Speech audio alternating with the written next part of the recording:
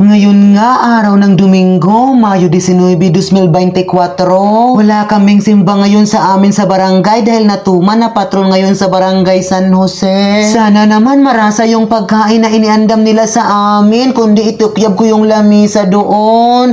Charot! Baka gabaan tayo ni Senyor San Isidro Labrador. Ang baba ko talaga sabid kaya siguro budlot yung simod ko. Nya! At ito na nga, nakarating na nga kami sa barangay San Jose.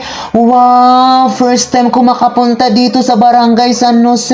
Nandun pala yung kanilang simbahan sa itaas ng bukid. Ginapo talaga ako nang sinagka ko ang maraming hagdanan. Nya, parang hindi naman taga bukid. Pagkatapos nga ng 5 oras na simba, sinunod na nga ang pagbinyag sa mga bagong miyembro ng 4-piece.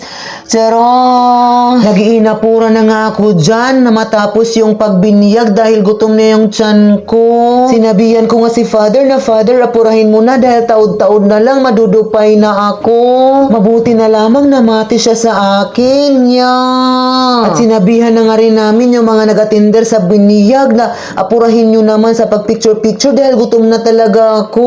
Mabuti na lamang nakinig sila. At kumaon na nga kami sa bahay ng ermana. At nagdali-dali nga ako sa pagkain sa bahay ng ermana dahil tinawag kami ng napakagwapong si Justin. Wow, ang gwapo talaga.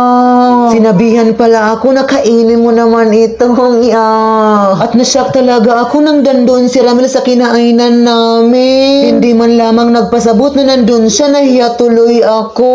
Itong mga bugoy talaga, hindi talaga nagsasabi. Alam naman nila na sila yung kainaan ko. Dahil nga sa sobrang awod ko sa mga bugoy, nagsarit na ako kay Tarok na mapunta kami sa pangatlong bahay kina Evelyn. Puno na nga ang aking tiyan dyan, pero para sa pagkain, pipilitin kong magkaroon ng space. At nasyak nga ni ako sa pagpasok ko sa bahay nila dahil merong pulis. Nakakahiya talaga. Siyempre dahil may pulis sa bahay nila, nagpahusay-husay ako para naman ako mapansin. Ang Gigi talaga ni Bakla, parang may papatol sa kanya. Kahit nga ni isang bugoy, walang nagkaka-interes sa kanya, pulis pa kaya. At ito na nga, kahit sobrang lobo na ng aking tiyan, pinilit ko pa rin magkain. Malamang dahil pangatlong bahay na yun, pinirit ko na lamang si Evelyn na sweet lang yung kakainin ko. At ang 2 kilong karne na inilagay ko sa aking plato ay pinaputos ko na lamang sa kanya sa cellophane. Mindset ba? Mindset! At nang tikaburit ng aming mga tiyan, nag-decide na kami magsuuwi na, hindi na kasi kaya. Salamat!